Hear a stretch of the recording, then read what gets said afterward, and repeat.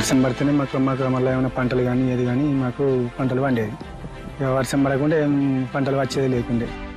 ఈ తెలంగాణ ప్రధానంగా దక్కన్ పీఠభూమి. దీనికి ఏకైక నీటి వనరు గోదావరి నది మాత్రమే. గోదావరి నదిలో నీరు లభ్యమవుతుంది, కానీ ఆ జలాలు తక్కువ మట్టాల్లో ఉంటాయి. ఆ ప్రాంతాలు అంతకన్నా ఎత్తైన స్థాయిలో ఉంటాయి. చాలా ప్రాంతాలకు సాగునీటి సౌకర్యాలు అందుబాటులో లేవు. రైతులకు నీరు కావాలి. ఎత్తిపోతలు రైతులకు భారం. నదీ జలాల్ని ఎత్తిపోయడం కోసం మానవ శక్తి, యంత్రశక్తి కలిసొచ్చింది. ఎత్తిపోతల్లో ఇదొక అసాధ్య ఆవిష్కరణ. కాళేశ్వరం ప్రాజెక్ట్ ప్రపంచంలో అతిపెద్ద ఎత్తిపోతల ప్రాజెక్ట్. ఇదో బహుళార్థ సాధక project. Kaleshwaram lift irrigation scheme project ఉన్న ప్రదేశాన్ని చూసినప్పుడు ఈ పరిస్థితుల్లో, ఈ ప్రదేశంలో, ఈ పరిమాణంలో ప్రాజెక్ట్ అసలు ప్రాక్టికల్ గా సాధ్యమవుతుందా లేదా అని మేము కాస్త ఆందోళన చెందాం.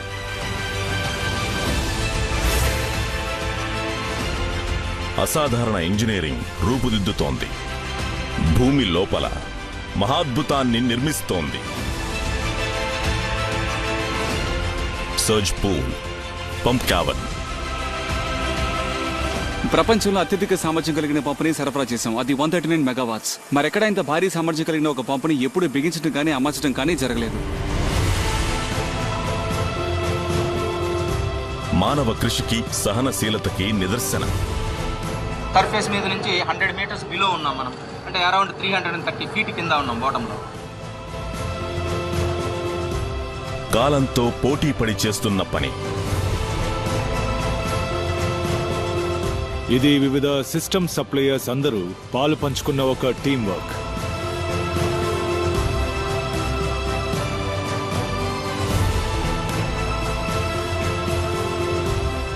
ఒక టీముగా పనిచేస్తే మనం దేన్నైనా ఖచ్చితంగా సాధించగలం. ప్రపంచంలోనే అతిపెద్ద ఎత్తిపోతల సాగునీటి పథకం. నది వెనక్కి తిరుగుతుంది, గురుత్వాకర్షణని అధిగమిస్తుంది, రికార్డులు బద్దలవుతాయి, అద్భుతం సాకారమవుతుంది.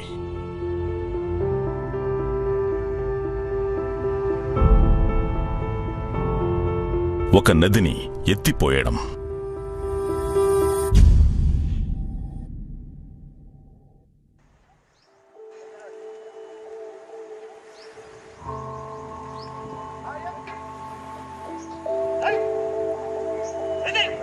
దక్షిణ భారతదేశంలోని తెలంగాణలో వ్యవసాయ భూముల్లో జీవితం కఠినంగా ఉంటుంది.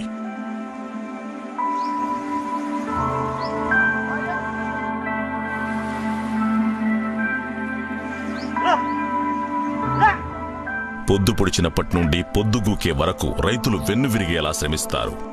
కానీ ఫలితాలకు ఎప్పుడూ గ్యారెంటీ ఉండదు. వర్షం పడితేనే మాకు మళ్ళీ ఏమైనా పంటలు కానీ ఏది కానీ మాకు పంటలు పండేవి. ఇక వర్షం పడకుండా ఏం పంటలు వచ్చేది లేకుండే. ఎట్లా ఇంత అప్పు వేసుకుని మాకు ఇబ్బంది వేసుకున్నాం. అట్లా అది ఈ ప్రకారం కూడా ఇట్లే నడుస్తూ ఉన్నది. వర్షాధారం మీద ఆధారపడి పత్తి, మక్క అవి పెట్టినప్పుడు సరైన టైంలో వర్షాలు పడక బాగా కరువు వచ్చేసి మాకు పంటలు రాక నష్టపోయి భూములను బీడు పెట్టుకోవడం జరుగుతుంది సార్. 4 బోర్లు వేసినాం ఇప్పటి వరకు, చుక్క నీరు లేదు కాబట్టి మళ్ళీ బీడు ఉంచడం జరుగుతుంది సార్. నీటి కష్టాలకు తెలంగాణ పెట్టింది పేరు. ఈ ప్రాంతాన్ని కరువులు తరచుగా పీడిస్తాయి. ఈ నేల మీద నుంచే గోదావరి నది నేరుగా ప్రవహిస్తోంది. కాని దాని నీరు అది చాలా అవసరమైన పొలాలకు మాత్రం చేరడం లేదు. దీనివల్ల సాగునీటి సంక్షోభం పెరిగింది. అది దశాబ్దాలుగా కొనసాగుతోంది. మాకు 2 ప్రధానమైన నదులు ఉన్నాయి. వాటి పేర్లు కృష్ణా, గోదావరి. గోదావరిలో నీరు పుష్కలంగా లభ్యమవుతుంది, అలాగే కృష్ణా నదిలో కూడా. కానీ అవి తక్కువ మట్టాల్లో ఉన్నాయి. చాలా ప్రాంతాల్లో చాలా వరకు ఎక్కువ స్థాయిలో ఉంటాయి. కాని ఈ నిరాశాజనకమైన భూభాగంలో ఇంకా ఆశ మిగిలే ఉంది.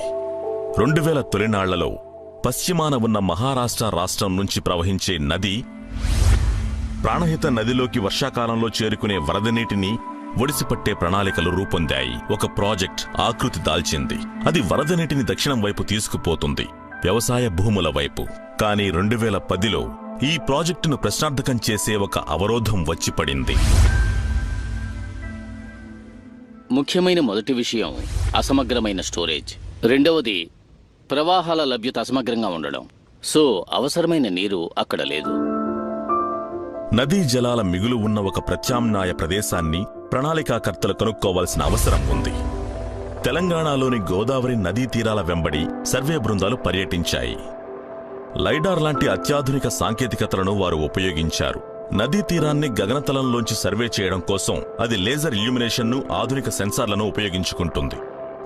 ఉపరితల భౌగోళిక స్థితి గురించి, వివిధ ప్రదేశాల్లో నది మట్టాల గురించి అమూల్యమైన సమాచారాన్ని అది అందించింది. అది ఈ పనిని అతి తక్కువ సమయంలో చేసింది. సర్వే నిర్వహించడం ఒక పెద్ద సవాల్. సాగునీటి ప్రయోజనాల కోసం ఈ సర్వేని ఎవరూ నిర్వహించలేదు. అంతేకాక ఈ సర్వేకి 6 సంవత్సరాలు పడుతుంది. దాన్ని 6 నెలల్లో పూర్తి చేశాం. ప్రక్రియను వేగవంతం చేయడానికి సాంకేతికత సాయపడడంతో ప్రణాళికాకర్తలు ఇప్పుడు తమ విజన్ను వాస్తవంగా మార్చడం ప్రారంభించారు. వారి అన్వేషణ వాళ్లని కాళేశ్వరానికి తీసుకువచ్చింది. గోదావరి నదీ తీరంలో ఉన్న కాళేశ్వరం ఒక పవిత్ర భూమి. హిందూ దైవమైన శివునికి అంకితమైన ఒక ప్రముఖ ఆలయం ఉన్న నేల ఇది. ఇక్కడ చేసే ప్రార్థనలకు సమాధానం దొరక్కపోవడం ఉండదనే విశ్వాసం ఉంది. కాళేశ్వరం అందించే వరం అదొక్కటి మాత్రమే కాదు. ఇక్కడ 2 శక్తివంతమైన నదులు సంగమిస్తాయి, గోదావరి ఇంకా ప్రాణహిత. వర్షాకాలంలో 2 నదుల్లో నీరు ఉధృతంగా ఉంటుంది. ఆ 2 కలిసినప్పుడు నీరు పొంగి పొరలుతుంది. ఈ వరద నీటిని తెలంగాణ నీటి కష్టాలు తీర్చడం కోసం మళ్లిస్తే ఎలా ఉంటుంది? పునరుద్ధరించుకున్న శక్తితో, ఇంకా తాజా దృక్పథంతో ఈ ప్రాజెక్టును కాళేశ్వరం ఎత్తిపోతల పథకం లేదా కాళేశ్వరం ప్రాజెక్టుగా తెలంగాణ ప్రభుత్వం తిరిగి రూపకల్పన చేసింది. గోదావరి తీరంలో ఉన్న ఒక చిన్న గ్రామమైన మేడిగడ్డని లింక్ 1 కోసం ఆరంభ ప్రదేశంగా కాళేశ్వరం ప్రాజెక్టు మొట్టమొదటి దశ కోసం ఎంచుకున్నారు. దీని గురించి తెలంగాణ ముఖ్యమంత్రి కె చంద్రశేఖరరావు గారు మాట్లాడుతూ, కొత్త రాష్ట్రంగా ఆవిర్భవించాక తెలంగాణ నీటి లభ్యతను ఎంతగానో కోరుకుంటోంది. గోదావరి నది నుంచి 950 టీఎంసీ నీటి కేటాయింపులు ఉన్నాయి. ఇదే అత్యుత్తమమైన చోటని అనుకుంటున్నానని అన్నారు. కాళేశ్వరం ప్రాజెక్ట్ ఒక భారీ సంచలనం కాబోతోంది. 169 టీఎంసీల నీరు 37 లక్షల ఎకరాలకు చేరుతుంది. కొత్త సాగు భూమిలో అదనంగా 18.25 లక్షల ఎకరాలకు సాగునీరు అందిస్తుంది. అది భూగర్భ జలాలను భర్తీ చేస్తుంది. 30 టీఎంసీల తాగునీటిని అందిస్తుంది. తెలంగాణలోని 13 జిల్లాలు ప్రయోజనాలను పొందుతాయి. ఒక ఏకైక నదీ వనరును ఇంత భారీ పరిధిలో మళ్లించడం ఎలా సాధ్యమవుతుంది? ప్రత్యేకించి తెలంగాణ లాంటి కొండలు, మిట్టపల్లాలు, బిలాలు ఉన్న చోట గురుత్వాకర్షణను ధిక్కరించడం ద్వారా ఎత్తిపోతల సైన్స్ ద్వారా సాధ్యమవుతుంది. తరచుగా ఒక ఎత్తైన స్థితి వల్లో, ఎత్తుగా ఉన్న భౌగోళికత వల్లో సహజమైన నది ప్రవహించని చోట నీటిని పైకి పంపడానికి పంపుల లాంటి కృత్రిమ యంత్రాలు ఎంతో అవసరం. కానీ ఒక నదిని ఎత్తిపోయాలంటే దానికి అవసరమైనవి కేవలం సాధారణమైన పంపులు కావు. ప్రపంచంలోనే అతిపెద్ద పంపులు, ఇంకా పంప్ హౌసులు. 2017 హైదరాబాద్.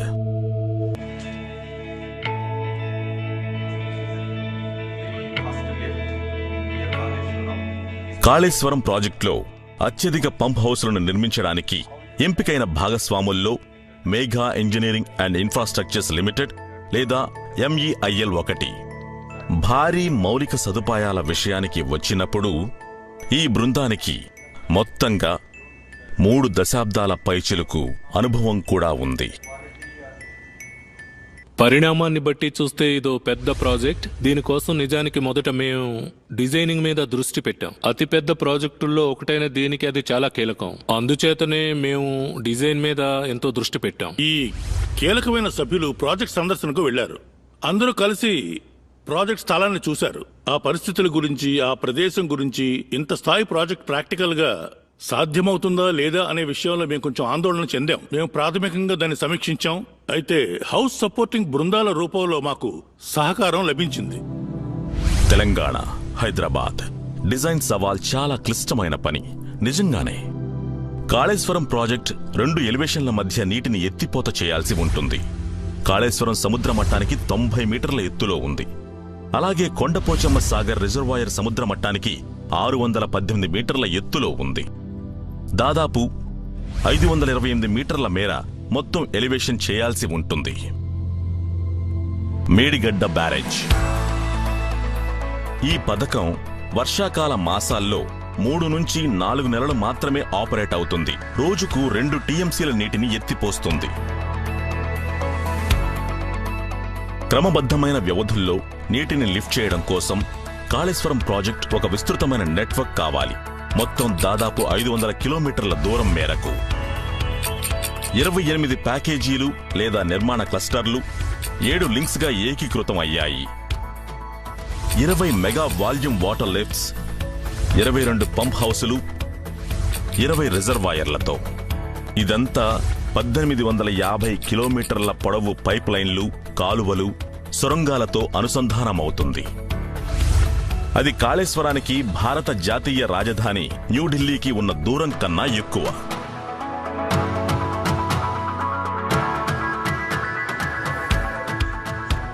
బ్లూ ప్రింట్స్ సిద్ధమయ్యాయి. కానీ డిజైన్లను రూపకల్పన చేయడం ఒక ఎత్తు, దాన్ని ఒక ప్రదేశంలో నిర్మించడం అది పూర్తిగా మరొక ఎత్తు. ఇక్కడ మరొక చిక్కు కూడా ఉంది. పని పూర్తి చేయడానికి టీంకి ఉన్నది 24 నెలలే. ఒక టీముగా పనిచేస్తే దేన్నైనా సాధించగలం. ఎంత పరిమాణంలో ఉన్నా, ఎంత క్లిష్టమైనదైనా సరే సాధిస్తాం. ప్రతి సమస్యకు ఒక పరిష్కారం ఉంటుందని టీం సభ్యులకు నేను ఎప్పుడు చెప్తూ ఉంటాను. అయితే ఎంత త్వరగా పరిష్కారాన్ని కనుగొన్నారన్నదే ఇక్కడెంతో ముఖ్యం. అది ఏదైనా సరే, ప్రాజెక్టుల్లోనే కాదు, జీవితంలో దేన్నైనా. 2017 మేడిగడ్డ. ఒత్తిడి ప్రారంభమయ్యింది. కాళేశ్వరం ప్రాజెక్టు లింక్ 1 మీద నిర్మాణం మొదలయ్యింది. మేడిగడ్డ మీద బ్యారేజీ. ఇక్కడే గోదావరి వరద నీరు ఎత్తిపోతల మెగా ప్రాజెక్టులోకి మొదట ప్రవేశిస్తుంది.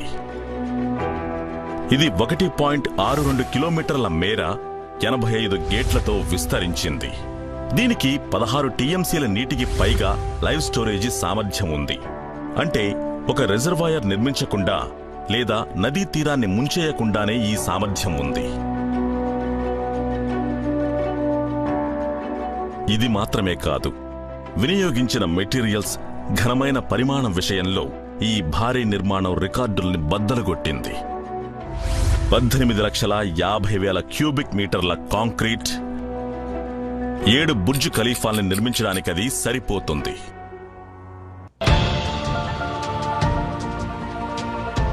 మేడిగడ్డ బ్యారేజీ నుంచి 24 కిలోమీటర్ల ఎగువ ప్రవాహంలో కాళేశ్వరం ప్రాజెక్టు డిజైన్లో మొదటి పంప్ హౌస్ స్థలం ఉంది.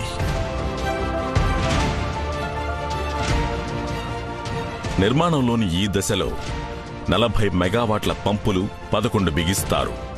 ప్రతిరోజు 2 టీఎంసీల నీటిని లిఫ్ట్ చేస్తారు. 2 లక్షల ఒలింపిక్ సైజు ఈత కొలనుల్ని నింపడానికి అది సరిపోతుంది.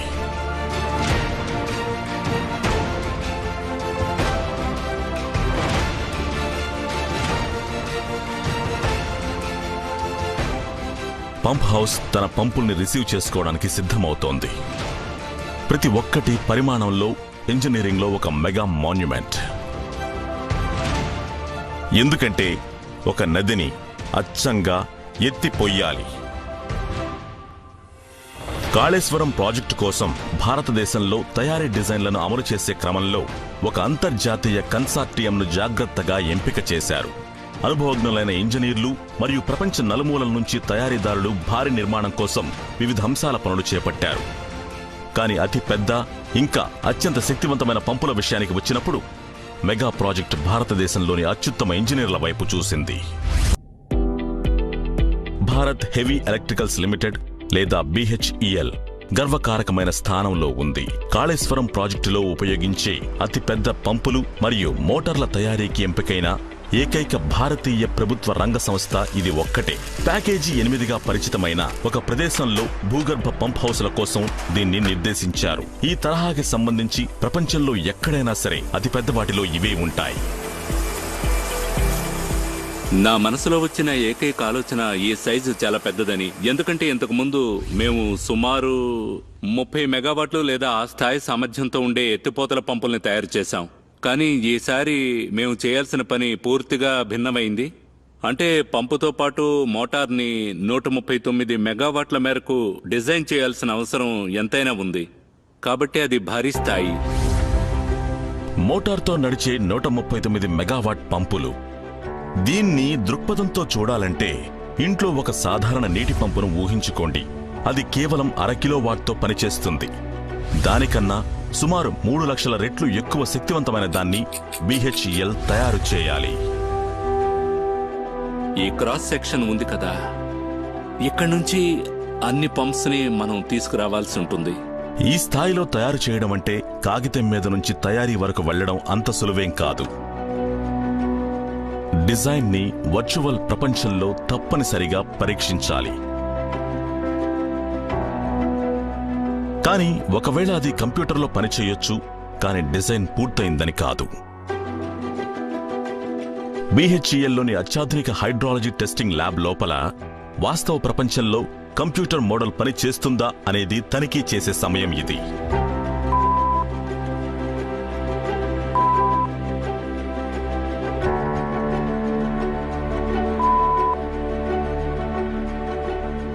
ఈ డిజైన్కి ఒక రెఫరెన్స్ లేదు కాబట్టి ఇది నిరూపితమైన డిజైన్ కాదు.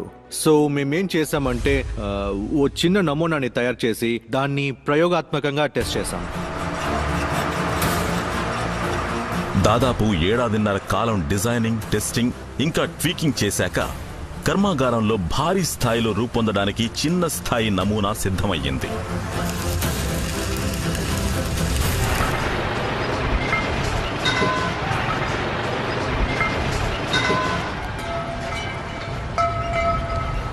అంటే తెలంగాణలో పనులు వేగం పుంజుకోవాలి.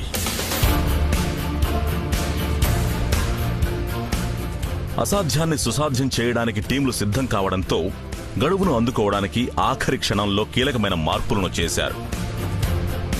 కాళేశ్వర ప్రాజెక్టు లింక్ 1కు సంబంధించి డెడ్ లైన్ ని వాళ్లు ముందుకు జరిపారు. 24 నెలలు కాస్త 18 నెలలకు తగ్గింది.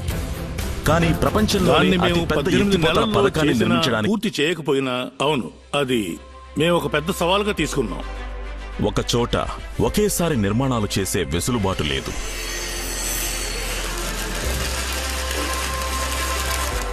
కాళేశ్వరం ప్రాజెక్ట్ భారీ గొలుసుకట్టులో దాదాపు 7 లింక్స్లో పని ఏకకాలంలో కొనసాగాలి. మేడిగడ్డ, అన్నారం, సుండిల్లాల్లోని ప్రతి బ్యారేజ్ ఇంకా పంప్ హౌస్తో సహా ప్రాజెక్టుకు సంబంధించిన అతిపెద్ద భూగర్భ పంప్ హౌస్లోని ప్రతి దశని ప్యాకేజీ 8గా వ్యవహరిస్తారు. కానీ కాల వ్యవధుల్ని తగ్గించడం అనేది ఎట్టి పరిస్థితుల్లోనూ భద్రతకు సంబంధించిన విషయాల్లో రాజీ పడకూడదు. ఈ ప్రాజెక్ట్ ప్రారంభంలో మేము నిర్దిష్టమైన 24 నెలల కోసం ప్రణాళికలు వేసుకున్నాం. తర్వాత సమయం 18 మాసాలకు తగ్గింది. ఈ తగ్గింపు దశలో మేము మొదటి ముఖ్యమైన పాత్రను భద్రతకు ఇవ్వాలని అంతర్గతంగా చాలా చర్చించుకున్నాం.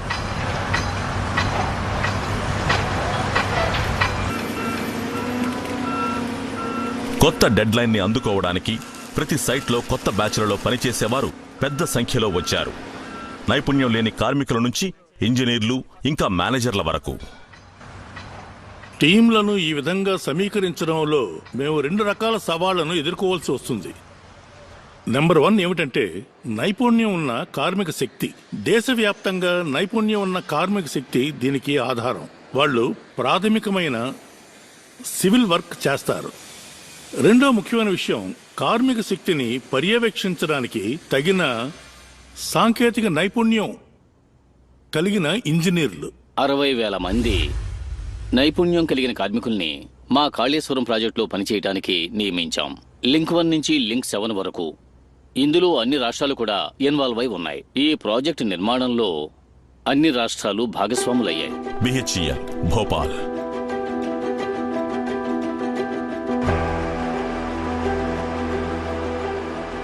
బృందాలు పనిలోకి దూకడానికి సిద్ధమవుతూ ఉంటే భోపాల్లో కాళేశ్వరం ప్రాజెక్టు కోసం భారీ పంపులు రూపుదిద్దుకుంటున్నాయి. BHELలో మ్యానుఫ్యాక్చరింగ్ షాప్ ప్రదేశమంతా కార్యకలాపాలతో సందడిగా ఉంది. ప్యాకేజీ 8 సైట్ కోసం పంపుల్ని వాళ్లు తయారు చేస్తున్నారు. 139 మెగావాట్ల సామర్థ్యంతో ఇవి BHELలో లేదా ప్రపంచంలోనే ఎన్నడూ నిర్మించనంత అతిపెద్ద సాగునీటి పంపులు. ఇవి 100 మెగావాట్లకు పైగా సామర్థ్యం ఉన్న పంపులు కాబట్టి వాటి భాగాలు కూడా చాలా చాలా పెద్దవిగా ఉండటం కూడా ఎంతో సహజం. వాటిని హ్యాండిల్ చేయటం కూడా నిజానికి ఒక సవాలని చెప్పొచ్చు. అలాంటి భాగాలకు ఎలాంటి నష్టం జరగకుండా సేఫ్గా వాటిని హ్యాండిల్ చేసేలా మేము పర్యవేక్షిస్తూ ఉండాలి. అదే మా బాధ్యత. నిజానికి ఈ పంపుల ఖచ్చితత్వానికి ఉన్న డిమాండ్ చాలా ఎక్కువ కాబట్టి ఇక్కడ మాకు సాయం కోసం అత్యాధునిక మిషన్ షాప్ రంగంలోకి వచ్చింది. చెయ్యగలం అనే స్ఫూర్తి అంతటా వ్యాపించింది. తిరిగి మేడిగడ్డ సైట్ దగ్గరికి వస్తే పంప్ హౌస్ జీవాన్ని సంతరించుకుంది. గోదావరి బ్యాక్ వాటర్స్ ని మేడిగడ్డ బ్యారేజ్ నుంచి ఈ ప్రదేశానికి రీడైరెక్ట్ చేశారు. అవి అప్రోచ్ కెనాల్లోకి చేరుకున్నాయి. పంప్ హౌస్లోకి నది ప్రవేశించే చోటది. ఇక్కడ 4 ఏరియాలోకి భారీ పరిమాణాల్లో నీటిని గురుత్వాకర్షణ ముందుకు నెడుతుంది. హెడ్ రెగ్యులేటర్ల ద్వారా నియంత్రితమై అది వాలుగా ఉన్న క్యాచ్మెంట్ ఏరియాలోకి వచ్చి చేరుకుంది. 4 ఏరియా పాదం దగ్గర పంప్ హౌస్ ప్రవేశ ద్వారాలు ఉంటాయి. 17 గేట్లు 17 పంపుల్లోకి దారితీస్తాయి. లోపలి నుంచి నీరు ఎగిసిపడగానే అవక్షేపాల తునకలు, రాళ్లు ఇంకా కలుషితాలను స్టిల్ ట్రాప్స్ ఫిల్టర్ చేస్తాయి, సున్నితమైన యంత్రాల లోపలి భాగాల్ని ప్రొటెక్ట్ చేయడానికి. నీరు లేకుండా రొటేట్ అవ్వడం ప్రారంభించే సాధారణమైన హైడ్రో పవర్ పంపుల్లా కాకుండా అవి మొత్తం లోడు వచ్చాకే ఇవి మెల్లగా మొదలై వేగం అందుకుంటాయి. ఈ విన్యాసం వాటిని జల ప్రపంచంలో వెయిట్ లిఫ్టింగ్ ఛాంపియన్లుగా చేసింది. ప్రపంచంలో ఒక లోడ్ పంపింగ్ సిస్టంతో ఇలాంటి 40 వాట్ల సింగిల్ పంపు ఉంటుందని నేను ఖచ్చితంగా అనుకోను. ఎందుకంటే ఈ ప్రాజెక్ట్ అన్నది ఈ కన్నేపల్లి అంటే మేడిగడ్డ ప్రాజెక్ట్ విశిష్టత. అది అంచనాలు భారీగా ఉన్నాయి. ప్రతి వివరం మీద మరింత ఎక్కువగా దృష్టి పెట్టాల్సిందే. Medigadda pump house site in charge Venumadhav తన రోజువారీ సందర్శనలో ఉన్నారు. క్షేత్రస్థాయిలో ఆయన బాధ్యుడు, తన బృందాలకు నాయకుడు. పూర్తి కావడానికి ఎన్నో సంవత్సరాలు పట్టిన అనేక ప్రాజెక్టులు నాకు తెలుసు, కానీ ఇక్కడ ఈ ప్రాజెక్ట్ని 2 సంవత్సరాల్లో పూర్తి చేయాలనేది మా ప్రణాళిక. సో దీన్ని మీరు చూసినట్టయితే ఇది దాదాపుగా 7-8 నెలల పురోగతి. ఈ నావను నడిపించడం అనేది ఒక మినీ ఐక్యరాజ్య సమితిని సమన్వయం చేయడం లాంటిది. కాళేశ్వరం ప్రాజెక్టులో సుమారు 10 జాతీయ ఇంకా 5 అంతర్జాతీయ కంపెనీలు భాగస్వాములయ్యాయి. జాతీయతలు, భాషలు, పనితీరులు చాలా వరకు భిన్నంగా ఉండొచ్చు, కానీ సమర్థంగా వేగంగా పనిచేయడానికి అవన్నీ ఒక చోట చేరాలి. ఇప్పుడు ఈ కాలం ఇక్కడ ఉంది. సో దీనికి తగ్గట్టు నా పేరు విన్ఫ్రెడ్ పాష్. ఇక్కడ నా పని ఏంటంటే స్పైరల్ కేసింగ్ ని అలాగే అసెంబ్లీని, ఇన్స్టలేషన్ ని పర్యవేక్షించడం, అలాగే మెషిన్ అసెంబ్లీ ఇంకా ఇన్స్టలేషన్ ని కూడా. వేడిని రగిలిస్తున్నది డెడ్లైన్ మాత్రమే కాదు. పని ప్రదేశంలో వేసవిలో ఉష్ణోగ్రతలు 48 డిగ్రీల సెల్సియస్కు కూడా చేరుకుంటాయి. చల్లటి వాతావరణాల నుంచి వచ్చిన మా మిత్రులకి ఇది అచ్చంగా అగ్నిగుండంలో ఉన్నట్టే. నాకది పర్వాలేదని అనిపిస్తోంది. అందరిక్కడ చాలా వేగంగా పనిచేస్తున్నారు, అంతా చాలా మంచి వాళ్ళు. ఇక్కడ ఒకే ఒక సమస్య మాత్రమే ఉంది. అదేంటంటే ఇక్కడ ఉన్న వాతావరణ పరిస్థితి. డే అండ్ నైట్ షిఫ్ట్స్ 2 చేస్తున్నాం. షెడ్యూల్ కి తగిన విధంగా మేము మా టైమింగ్ ని కూడా మెయింటైన్ చేస్తున్నాం.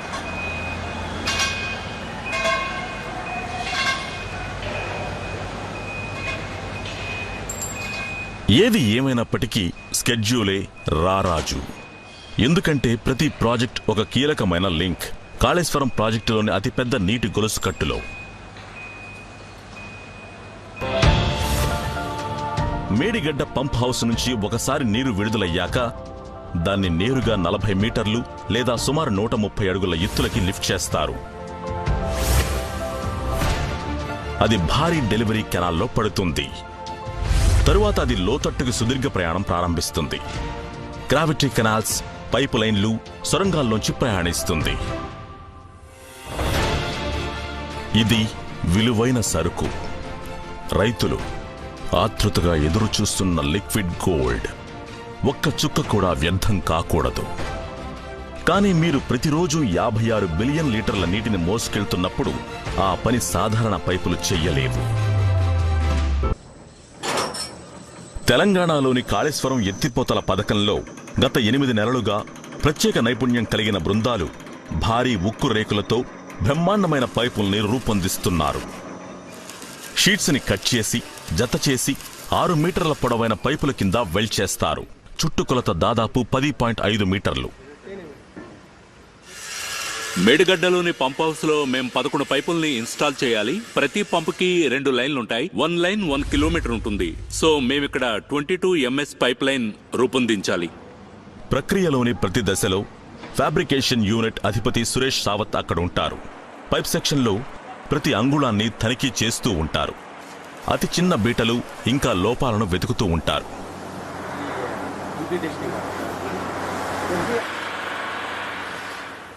విజువల్ టెస్టులతో పాటు ప్రతి జాయింట్కు రేడియోగ్రాఫిక్ టెస్టులు నిర్వహిస్తారు. దీంట్లో ఎక్స్రేలు లేదా గామా రేలు అంతర్గత నిర్మాణాల దృఢత్వాన్ని పరీక్షిస్తాయి. తరువాత వాటికి హైడ్రో టెస్టింగ్ జరుగుతుంది. అందులో అపారమైన నీటి ఒత్తిడిలో వాటిని పెడతారు.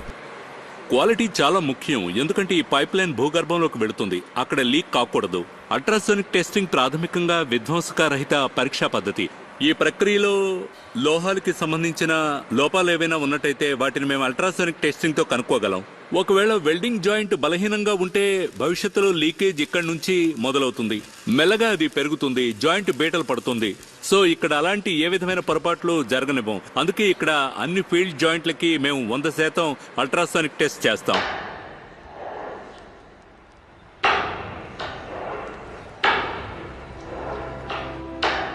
ప్రతి మిల్లీమీటర్ సరిగ్గానే ఉందని నిర్ధారించిన తరువాత మాత్రమే పైపుల్ని బిగించడానికి తెస్తారు. ఎందుకంటే వాళ్ల భుజం మీద ఒక బ్రహ్మాండమైన బాధ్యత ఉంది. 2 TMCల నదీ జలాల్ని లిఫ్ట్ చేయడం. దాదాపు 130 అడుగుల ఎత్తులో డెలివరీ కెనాల్లోకి ప్రతిరోజు ఇలా చేయాలి. ఇక్కడి నుంచి నీరు కేవలం ఉత్తి గురుత్వాకర్షణ మీద మాత్రమే ప్రవహిస్తుంది. తెలంగాణలో దిగువన ఉన్న లోతట్టు ప్రాంతాల్లోంచి సుమారు 15 కిలోమీటర్ల గ్రావిటీ కెనాల్స్ కోసం తమ తదుపరి పిట్ స్టాప్ను చేరుకోవడానికి ప్రయాణిస్తాయి. గోదావరి నది మీద అన్నారం బ్యారేజీ కాళేశ్వరం ప్రాజెక్టుకి చెందిన అత్యంత అసాధారణమైన ఇంజనీరింగ్ విన్యాసాల్లో ఒకదానికి ఇది సింహద్వారం. మేడిగడ్డ పంప్ హౌస్ నుంచి లిఫ్ట్ చేసిన గోదావరి జలాలు ఎగువ ప్రవాహంలో అన్నారానికి ప్రయాణిస్తాయి. ఇక్కడ బ్యారేజీ నీటిని ఆపుతుంది, నిలిపి ఉంచుతుంది. నది వ్యతిరేక దిశలో గోదావరి సహజ ప్రవాహానికి వ్యతిరేకంగా ప్రవహించడం ప్రారంభించే వరకు మట్టాలు పెరుగుతాయి. ఎవరైనా ఆగి ఆశ్చర్యపోవచ్చు, నీరు వ్యతిరేక దిశలో ఎలా ప్రవహిస్తుంది? గోదావరి సహజ ప్రవాహం దాన్ని నిరోధించదా అని. కాళేశ్వరం ప్రాజెక్టులో బ్యూటీ అంతా ఇక్కడే ఉంది. ఎండిపోయిన నదీ గర్భాలని ప్రణాళికా రూపకర్తలు గుర్తించారు. తరువాత వాటిని పునరుద్ధరించే ఒక మార్గాన్ని కూడా రూపొందించారు. లిఫ్ట్ ద్వారా నీరు వచ్చినప్పుడు అది ఆనకట్ట లోపలికి వెళ్తుంది. సో ఇది మట్టానికి సంబంధించిన తేడాలు సృష్టిస్తుంది. అది నీరు నది దిశలోకి పరుగులు పెట్టేలా చేస్తుంది. ఈ మట్టాల తేడా ఒక పాయింట్ నుంచి ఇంకో పాయింట్కి పెంచడం ద్వారా చేస్తారు. ఇదొక గొప్ప ఆలోచన. మీకు తెలుసు, మునిగిపోయే ప్రదేశంలో ఎక్కువ భాగాన్ని ఇది కాపాడుతుంది. ఈ స్టోరేజ్ కింద మునిగిపోవడానికి అవకాశం ఉండేలా మేము 1 ఎకరాన్ని కూడా తీసుకోలేదు. ఇది మాకు గొప్ప అనుభవం, గొప్ప ఆలోచన. దీనివల్ల ఖర్చు కూడా తక్కువ. ఏ కాలువను తవ్వకుండానే మేము నదిని రూపొందించామని మీకు తెలుసు. మీరు సరిగ్గానే చెప్పారు, నది ఒక కాలువగా మారిందని, అది మనకు నీరు అందిస్తోందని. ఇంతకు ముందు ఎండిపోయిన నదీ గర్భంలోకి కాళేశ్వరం ప్రాజెక్టు ద్వారా నీటిని తిరిగి ప్రవేశపెట్టడంతో ప్రతిదీ జీవాన్ని సంతరించుకుంది. గోదావరిలో బ్యారేజ్ రిజర్వాయర్ ఉండడం, అలాగే దాదాపు 60-70 కిలోమీటర్ల పొడవున గోదావరిలో నీరు పూర్తి స్థాయిలో ఉండేలా చూడడం మొదటి సానుకూలత. గోదావరిలోని 60 కిలోమీటర్ల పొడవున ఎక్కువగా భూగర్భ జలాలు పునరుద్ధరణ చెందుతాయి. దాంతోపాటు చేపల పెంపకానికి కూడా ఇది దోహదం చేస్తుంది. సో ఈ ఆనకట్టలు ఇతర నీటి వనరుల నుంచి చేపల పెంపకం ప్రధాన అడ్వాంటేజ్ అవుతుంది. అన్నారం బ్యారేజీ నుంచి నీరు వెనక్కి అన్నారం పంప్ హౌస్ వైపు ప్రవహిస్తాయి. ఇక్కడ మళ్లీ వాటిని లిఫ్ట్ చేస్తారు. గోదావరి పొడవునా వాటి తరువాతి గమ్యం వైపు పంపిస్తారు. సుందిళ్ల బ్యారేజ్. సుందిళ్ల బ్యారేజ్ దగ్గర ఇదే క్రమం రిపీట్ అవుతుంది. నీరు వ్యతిరేక దిశలో ప్రవహిస్తుంది. సుందిళ్ల పంప్ హౌస్లోకి ప్రవేశిస్తుంది. ఇక్కడి నుంచి లింక్ 1 వెంబడి తన అంతిమ గమ్యమైన శ్రీపాద ఎల్లంపల్లి రిజర్వాయర్ను చేరుకోవడానికి గోదావరి నదీ జలాల్ని మరొకసారి లిఫ్ట్ చేస్తారు. ఇది కాళేశ్వరం ప్రాజెక్టులో మొదట ప్రవేశించినప్పటి నుంచి ఈ పాయింట్ వరకు నదిని ఆకాశాన్నంటే ఎత్తులో 148 మీటర్ల మేర లిఫ్ట్ చేస్తారు.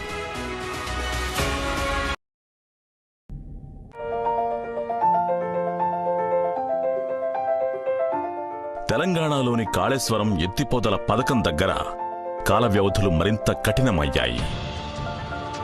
లింక్ 1 భారీ నిర్మాణాన్ని కేవలం 18 నెలల లోపున బృందాలు తప్పనిసరిగా పూర్తి చెయ్యాలి.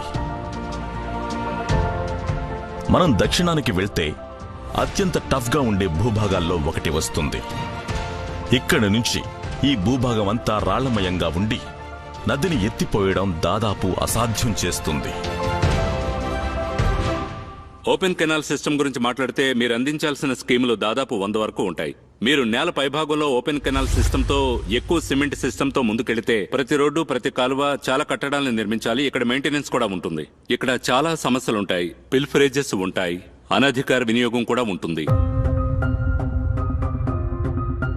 ఈ ప్రాంతంలో నేల పైభాగంలో లిఫ్ట్ పంపుల ఏర్పాటు ఒక ఆప్షన్ కాదు. ఇక్కడ ముందుకెళ్లడానికి ఒకే ఒక మార్గం ఉంది, భూగర్భం. ఉన్న ఇబ్బందల్లా భూగర్భంలో నిర్మాణ నియమాలు పూర్తిగా మారిపోతాయి. మొత్తం పూర్తి కాళేశ్వరం పథకంలో మాకున్న సవాళ్ల సముదాయంలో ఇది కూడా ఒకటి. భూగర్భ పంప్ హౌస్లకి స్థలం ఎంపిక చాలా చాలా ముఖ్యం. మీరు మరింత లోతుగా వెళ్ళినప్పుడు చాలా గట్టి రాతి పొరలు తగులుతూ ఉంటాయి. ఒకవేళ ఒక ఘనమైన రాతి పొర లేకపోతే మీకు ఎదురయ్యే సమస్య ఏమిటంటే దీన్ని అమలు చేసే సమయంలో అనూహ్యంగా కూలిపోవడాలు ఎక్కువగా సంభవించే అవకాశం ఉంది. నిర్మాణం ప్రారంభించడానికి ముందు సమగ్రమైన భూగర్భ పరీక్షలు నిర్వహించారు. భూమిపైన, భూగర్భంలో. ఇది అద్భుతమైన విషయాన్ని బయటపెట్టింది. నేల పైభాగంలో నిర్మాణానికి ఆటంకమయ్యే అదే వాల్కానిక్ జియాలజీ నేల కింద ఉన్నట్టయితే అదొక వరం. మాకు అవసరమైన స్థాయిలో మా భూమి అడుగున మంచి రాయి లభ్యమైంది. దీనివల్ల భూగర్భ సొరంగాలు తవ్వొచ్చని మేము తెలుసుకోగలిగాం. ఇదంతా చక్కటి గ్రానైట్ లోంచి వెళ్తోంది. కాబట్టి మీకు తెలుసు మా రిక్వైర్మెంట్ సులువైందని. ప్రపంచంలో అతిపెద్ద పంప్ హౌస్లలో ఒకదానికి సుస్వాగతం. ఇది 8000 చదరపు మీటర్లకు మించి విస్తరించింది. నేలకి దాదాపు 470 అడుగుల లోతులో.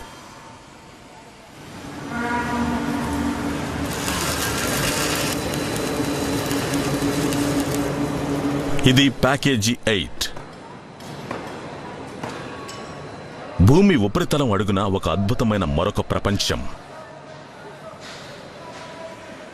ఈ భూగర్భ నగరంలో అసాధారణమైన ఇంజనీరింగ్ పనిచేస్తోంది. ఈ భూగర్భ పంప్ హౌస్ను నిర్మించడానికి విస్మయం కలిగించేలా 23 లక్షల క్యూబిక్ మీటర్ల మట్టిని ఇంకా రాతిని తవ్వితీశారు. యాక్చువల్గా దీన్ని మనం తీసిన దాన్ని అంతా మక్క అంటుంటాము. ఈ మక్కని మనం ఏం చేసినామంటే బయట డంప్ యార్డ్లో డంప్ చేసిన తర్వాత దీన్ని మళ్ళీ స్టోన్ క్రషర్స్ ద్వారా క్రష్ చేసి ఇదే అగ్రిగేట్ని మళ్ళీ కాంక్రీట్కి మనం యూజ్ చేసుకున్నాం. సో దీనివల్ల మనకి మళ్ళీ ఒక కొంత బెనిఫిట్ వచ్చింది. బయట ఫర్దర్ ఎన్విరాన్మెంటల్ డ్యామేజ్ కాకుండా ఇదే మక్కని మనం వాడుకుంటూ అగ్రిగేట్ రూపంలో కాంక్రీట్ వేయగలిగినాం. దీని సమున్నతమైన పని కోసం ఇంత ఎత్తంత సైజులో ఉన్నాయి ఇవి.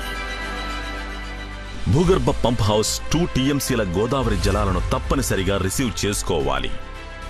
అవి జంట సొరంగాల ద్వారా ప్రయాణిస్తాయి.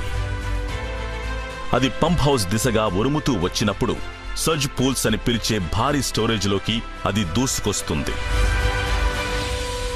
సర్జ్ పూల్స్ భూగర్భ పంప్ హౌస్లకి బఫర్గా ఉంటాయి. అవి నీరు పైకి ఎగజిమ్మేలా చేస్తాయి, ఎక్కువైన ఎనర్జీని విడుదల చేస్తాయి, పంపులు దెబ్బతినకుండా కాపాడతాయి. పంపుల్లోకి వచ్చే నీటిని క్రమబద్ధీకరించే స్టోరేజ్ కంటైనర్లని అవి రెట్టింపు చేస్తాయి కూడా. భూగర్భ హైడ్రో ప్రాజెక్టులన్నింటిలో సర్జ్ పూల్స్ సర్వసాధారణం. కానీ కాళేశ్వరం ప్రాజెక్టులో ఏదీ చిన్న పరిమాణంలో జరగదు. ఆల్ టుగెదర్ మన దగ్గర 3 crore లీటర్ ఆఫ్ వాటర్ ని మనం స్టాక్ చేస్తాం దీంట్లో. అదే సర్జిపూల్ స్టాక్ ఉంటే ఆ స్టాక్ ఎంత కావాలో అంత తీసుకుని మిగతా it can balancing the level. ఆ లెవెల్ మెయింటైన్ అవ్వకపోతే అదర్వైజ్ పంపుల్లో ఎయిర్ లాగిందంటే పంపు డ్యామేజ్ అవుతుంది. కాబట్టి సర్జిపూల్ మస్ట్ అండ్ షుడ్, అందుకే సర్జిపూల్ పెడతాం అండర్ గ్రౌండ్ లో. సర్జ్ పూల్ నుంచి డ్రాప్ ట్యూబ్ గేట్ల ద్వారా నీరు నియంత్రితమవుతుంది. పంప్ హౌస్లో అతి తక్కువ స్థాయి దగ్గర పిఎన్ నోస్ అనే స్పీడ్ బ్రేకర్లని దాటి అవి ప్రవహిస్తాయి. వన్స్ మనం సర్జిపూల్ దగ్గర ఉండే గేటు పైకెత్తిన తర్వాత ఆ బికాజ్ ఆఫ్ వెలాసిటీ దగ్గర 3.5 to 4 meters per second అంత ఫాస్ట్గా వాటర్ వస్తుందండి. ఆ వాటర్ డైరెక్ట్ వెళ్ళి మీకు పంప్ మీద అటాక్ చేస్తే పంప్ మీద డ్యామేజ్. కాబట్టి మేము పియర్ నోస్ అనేది ముందు పెట్టాం, చూసాం కదా, వెయిటికల్ కనిపిస్తుంది కదా, అంటే జస్ట్ లైక్ మన హ్యూమన్ బీయింగ్ నోస్ టైప్. అది ఆ వాటర్ని అది బైఫర్కేట్ చేస్తుంది, అంటే చీల్స్తుంది అనమాట. 2 పార్టీగా తీసుకొని లోడ్ డైరెక్ట్ దాని మీద వెళ్ళకోకుండా సైడ్ నుంచి ద్వారా దాన్ని పంపిస్తుంది.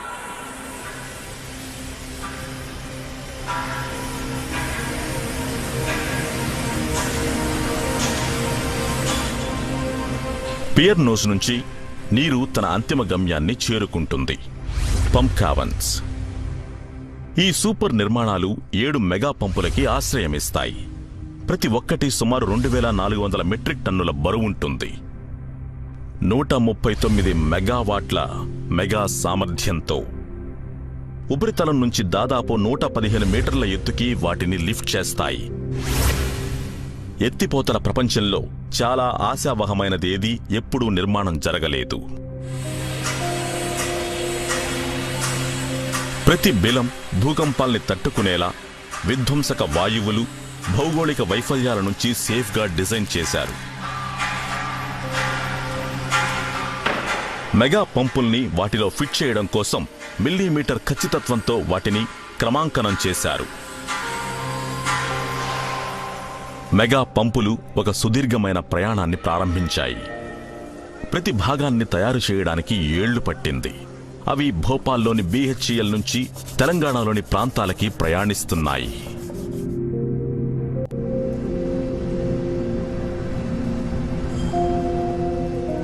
ప్యాకేజీ 8లో సర్వీస్ బే కాళేశ్వరం ప్రాజెక్ట్. గత కొద్ది రోజులుగా డిజైన్లకు అనుగుణంగా పంప్ మోటార్ భాగాల్ని బృందాలు తిరిగి బిగిస్తున్నాయి. సర్వీస్ బేలో అన్ని డైమెన్షనల్ తనిఖీలు, నాణ్యత తనిఖీలు జరుగుతున్నాయి. సర్వీస్ బేలో జరుగుతున్న బిగింపు కార్యక్రమం పూర్తయిన తర్వాత మేము పిట్లోకి ఆ బిగింపుల్ని దించుతాం. BHEL నుంచి అసైన్మెంట్ మీద అంతా ప్రణాళిక ప్రకారమే జరుగుతోందని ఖచ్చితంగా చూసుకోవడం జితేంద్ర కార్కీ పని. ఇది ప్రాథమికంగా చాలా విశిష్టమైన విషయం కాబట్టి ఇదో సవాల్. ప్రపంచంలోనే అత్యంత సామర్థ్యం కలిగిన 139 మెగావాట్ల పంపు సరఫరా చేయడం, ఇంత భారీ సామర్థ్యం కలిగిన పంపుని మరెక్కడ అమర్చడం కానీ ప్రారంభించడం కానీ జరగలేదు.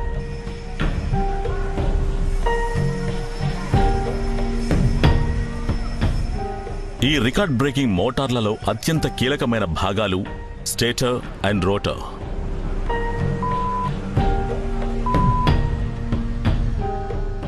వాటిని ఒక చోట చేర్చడానికి బృందాలు రోజంతా పనిచేస్తున్నాయి. అవి పనిచేస్తాయా అనేది తెలుసుకోవడానికి ఒకే ఒక మార్గం ఉంది, స్విచ్ తిప్పడం.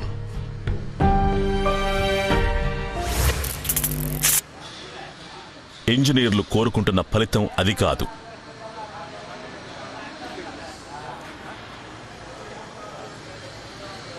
తేమ ఎక్కువైతే అది స్టేటర్ సరిగ్గా పనిచేయకపోవడానికి కారణమయ్యింది.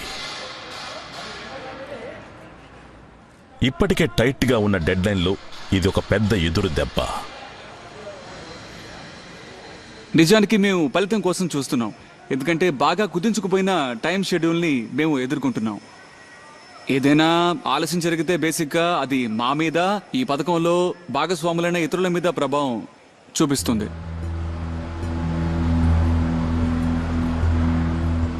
సొరంగాల్లో కూడా సమస్య ఉంది. ఒక సెక్షన్ కుప్పకూలింది. దాన్ని సరిచేయడానికి బృందాలు పరుగులు పెట్టాయి. డైలీ మా విజిట్స్లో నేను నోటీస్ చేసింది ఏంటంటే లూజ్ ఫాల్ అయింది. సో వన్స్ లూజ్ ఫాల్ అయిన తర్వాత డెఫినెట్గా లోపల క్యావిటీ అనేది ఫామ్ అవుతుంది. సో ఆ క్యావిటీని మనం ఫిలప్ చేయకుండా మనం అడ్వాన్స్ కాలేము దీంట్లో. సో అందుకని చెప్పి మొత్తం అంతా కూడా టోటల్గా మన సిమెంట్ గ్రౌటింగ్ పెట్టి మొత్తం అంతా అది ఆ వాయిడ్స్ని మొత్తం ఫిలప్ చేసి మళ్ళీ ఎస్కవేషన్ ద్వారా మళ్ళీ 1 మీటర్ అడ్వాన్స్ అయ్యి ముందుకు పోవాలనుకుంటున్నాం. విత్ ఇన్ ద టైం పీరియడ్లో పనిచేసేదానికి పూర్తిగా కృషి చేస్తూ ఉన్నాం. 24 అవర్స్ మన వర్క్లోనే ఉంటాం.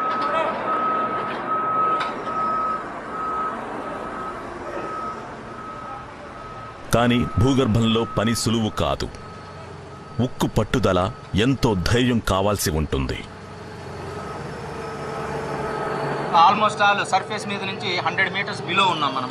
అంటే అరౌండ్ 330 ఫీట్ కింద ఉన్నాం బాటంలో. సో హ్యూమిడిటీ ఎక్కువ. మనం ఆల్రెడీ వెంటిలేషన్ని మనం ఇక్కడికి ఇచ్చేస్తున్నా కూడా, సప్లై చేస్తున్నా కూడా ఇంత హ్యూమిడిటీ మనకు వస్తూ ఉంది. ఇది ఒక మెయిన్ ఛాలెంజింగ్. దృఢమైన శరీరాల్ని, మనసుల్ని సైతం చీకటిగా, తేమగా ఉన్న ఈ సొరంగాలు పరీక్షిస్తాయి.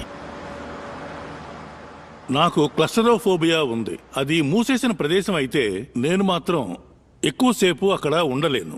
ఇక్కడ అందుబాటులో ఉన్న నా బెస్ట్ డాక్టర్ని కన్సల్ట్ చేస్తే వాళ్ళు నాకు చాలా మంచి కౌన్సిలింగ్ ఇచ్చారు. దాని ద్వారా అందిన గొప్ప సాయంతో నన్ను నేను వ్యక్తిగతంగా మోటివేట్ చేసుకున్నాను. ఎందుకంటే ఇది life time achievement, life time సవాళ్లు. వాటిని నేను చూడాలనుకుంటున్నా, నేను వాటిని పర్యవేక్షించాలనుకుంటున్నా, అలాగే నా మనుషుల్ని మోటివేట్ చేయాలనుకుంటున్నా. కాళేశ్వరం ప్రాజెక్టులోని ప్రతి సైట్లో పని మెడలు విరిగేంత వేగంతో నడుస్తోంది. కానీ చాలా సమర్థవంతమైన షెడ్యూళ్లలో కూడా కొన్ని సమయాలుంటాయి. ప్రకృతి మాత ముందు తప్పనిసరిగా తల వంచాల్సిందే.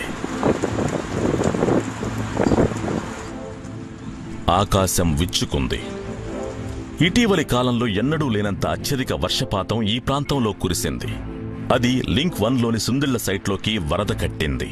నిర్మాణమంతా ఆగిపోయింది. ఇదొక భారీ దెబ్బ. పంప్ హౌస్ మొత్తం వరదలో మునిగిపోయింది. ఈ ఫ్లడ్ వాటర్ వల్ల భారీ పరిమాణంలో నీటి వల్ల మొదటి వారం మేము నిజానికి షాక్ లో ఉన్నాం. నిజానికి ఈ నీటిని ఎలా తొలగించాలో మాకైతే అర్థం కాలేదు. 15 రోజుల్లో భారీ పంపులన్నీ అరేంజ్ చేసుకుని అది క్లియర్ చేసేసాం.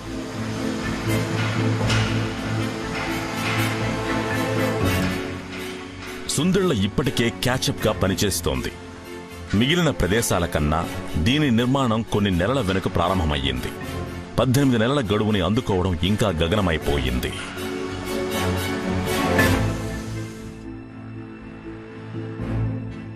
కానీ ఆట కొనసాగాల్సిందే. కాళేశ్వరం ప్రాజెక్టు పొడవునా పూర్తయ్యే దిశగా షెడ్యూల్స్ పరుగులు తీస్తున్నాయి. ఒక శుభసూచకమైన వేడుకగా ప్రతి మైలురాయికి కొబ్బరికాయలు కొడుతున్నారు.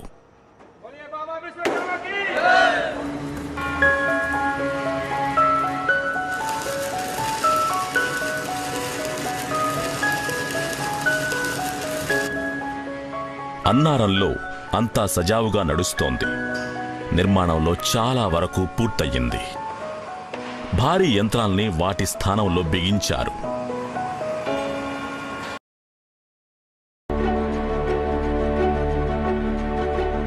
నిర్మాణ పనులు ముమ్మరంగా సాగుతున్నాయి. కాళేశ్వరం ప్రాజెక్టు పూర్తయితే దీనికి ప్రపంచంలోనే అతిపెద్ద పంపులు, పంప్ హౌసులు ఉంటాయి.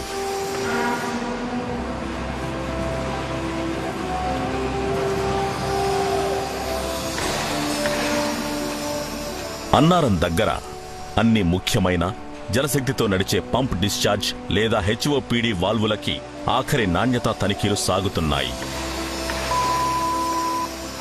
ప్రతి దాని బరువు 50-60 టన్నుల మధ్య ఉంటుంది. పాలి, మనం స్పీడ్ ని అడ్జస్ట్ చేయాలనుకుంటాను. ఏంటి మళ్ళీనా? స్పీడ్ సరే, చేస్తాను. చేయాలి. యా, ఇప్పుడు ఓకే.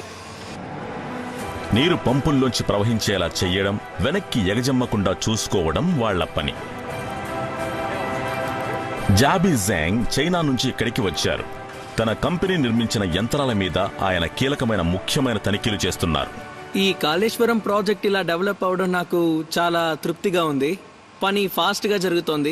ఇక్కడ ప్రతి సప్లై కూడా, అంటే ఉదాహరణకి మోటార్ పంప్స్, ఇక్కడ జరుగుతున్న సివిల్ వర్క్స్, వాల్వ్స్ అన్ని టైంకి డెలివరీ అవుతున్నాయి. సైట్ లో కూడా పని త్వరగా అయిపోతుంది. నాకు సంతోషంగా ఉంది.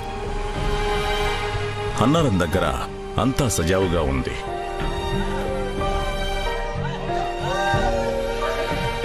తిరిగి ప్యాకేజీ 8 దగ్గరికి వెళ్ళినట్టయితే విషయాలన్నింటినీ మళ్లీ గాడిలో పెట్టడానికి 30 రోజులు, అపారమైన చెమట ఇంకా శ్రమ అవసరమయ్యాయి. ప్యాకేజీ 8 టీంకి ఇదొక ముఖ్యమైన రోజు. ఈ బృందం 139 మెగావాట్ పంపుల్లో ఒకదాన్ని రిపేర్ చేసే పనిలో ఉంది. తేమ ఎక్కువ కావడంతో అది ఆగిపోయింది.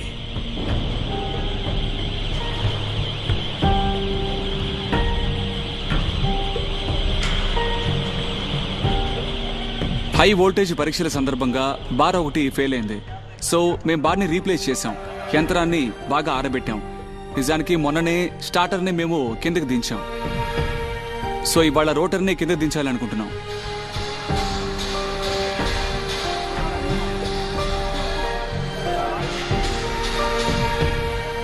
భాగాల్ని విజయవంతంగా పరీక్షించారు.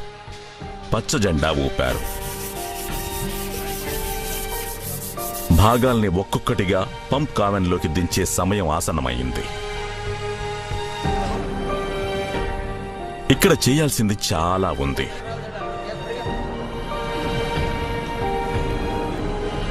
ఇన్స్టాలేషన్ ఉల్లిపాయ మీద పొరల్లా జరుగుతుంది.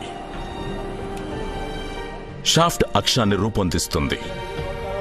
ప్రతిదీ దాంట్లో ఖచ్చితంగా సమరేఖలో ఉండాలి, మిల్లీమీటర్ ఖచ్చితత్వంతో.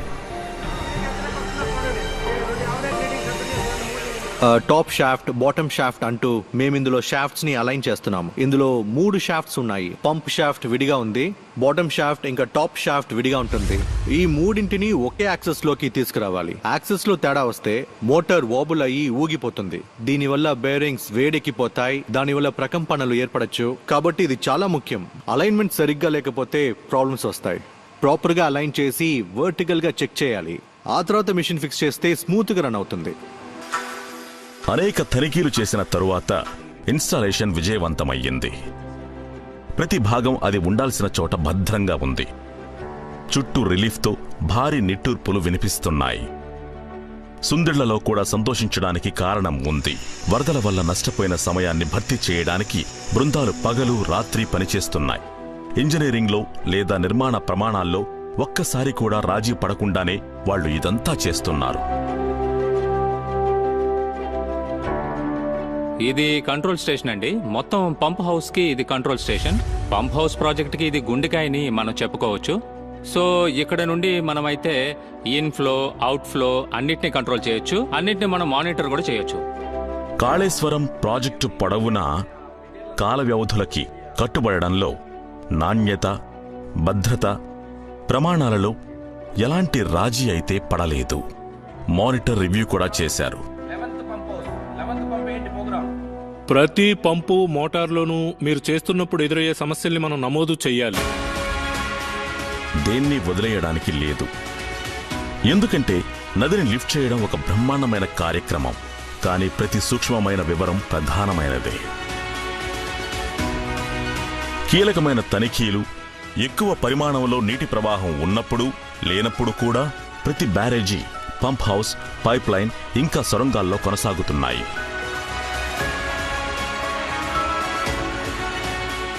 ప్రతి సైట్లో విజయవంతమైన ఫలితాలు వస్తున్నాయి. లింక్ 1 పంప్ హౌస్లను ప్రారంభించే రోజు దగ్గర పడుతోంది. ఇప్పటి వరకు ఎలాంటి లోపాలు లేవు. కానీ ఇవన్నీ కలిసి పనిచేస్తాయా? కాళేశ్వరం ప్రాజెక్టుకి ఒక పరిపూర్ణమైన ప్రారంభాన్ని అందిస్తాయా?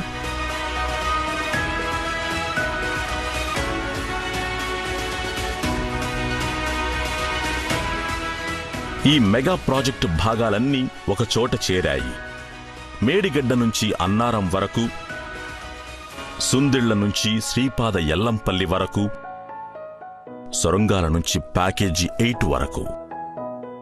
ఇప్పుడు ఈ భాగాలన్నింటినీ ఒకటిగా పనిచేయించే సమయం వచ్చింది.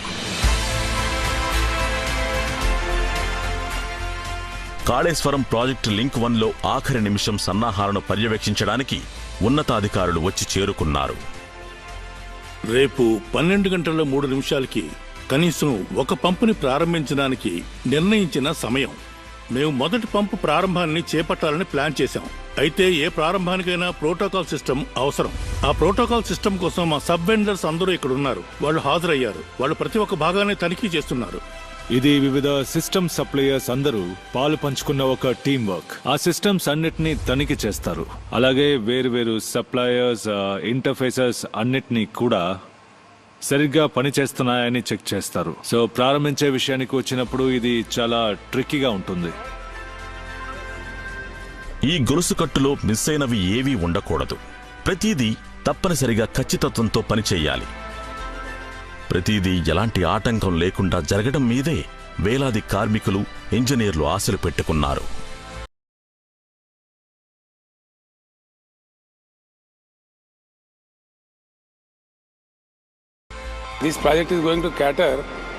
దీని గురించి తెలంగాణ ముఖ్యమంత్రి కె చంద్రశేఖరరావు గారు ఇలా మాట్లాడుతూ, ఈ ప్రాజెక్టు 45 లక్షల ఎకరాలకు ప్రయోజనం చేకూరుస్తుంది. అది చాలా పెద్ద ప్రాంతం. అది 2 పంటలకు నీరు అందిస్తుందని, 90 లక్షల ఎకరాల నేలలోంచి బంగారాన్ని పండిస్తామని, ఇది మా లక్ష్యం, మా స్వప్నానికి చేరువవుతున్నామని ఆయన అన్నారు.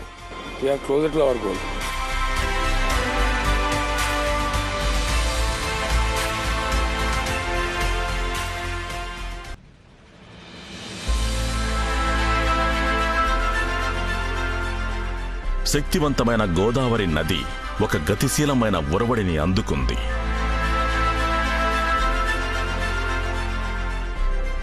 కాళేశ్వరం ఎత్తిపోతల పథకం నదిని కొత్త సరిహద్దులకు తీసుకువెళ్లడానికి సిద్ధమయ్యింది. ఇలా చేయడం ద్వారా ప్రపంచంలో ఈ తరహాలో మరెక్కడా లేని భారీ ప్రాజెక్టు రూపొందింది. మొట్టమొదటిసారిగా కాళేశ్వరం ప్రాజెక్టు పంప్ హౌస్లలోకి నది ప్రవేశిస్తుంది.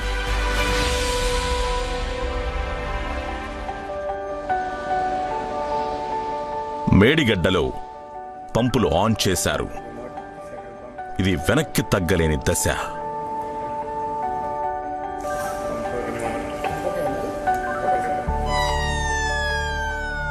డెలివరీ కెనాల్ దగ్గర అందరి కళ్ళు అవుట్లెట్ మీదే ఉన్నాయి. గోదావరి నదీ జలాల్ని కాళేశ్వరం ప్రాజెక్టు విజయవంతంగా ఎత్తిపోస్తుందా?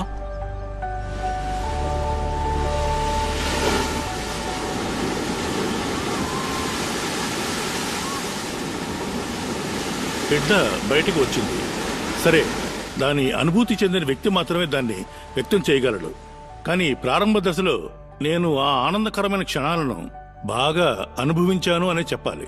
మొత్తం 2 ఏళ్ల దీని అమలు కాలంలో నీరు డెలివరీ పాయింట్ దగ్గరికి చేరినప్పుడు నేను సంతోషంగా ఫీల్ అయ్యాను. అవెంతో గుర్తుండిపోయే క్షణాలు. అమలు సమయంలో అక్కడ ఉత్సాహం నెలకొంది. నది వ్యతిరేక దిశలో వెళ్లడం నేను చూడాలనుకున్నాను. ఈ ప్రాజెక్టులో భాగం కావడం, అంతేకాకుండా నా మాతృభూమికి సేవ చేయడం గర్వకారణం.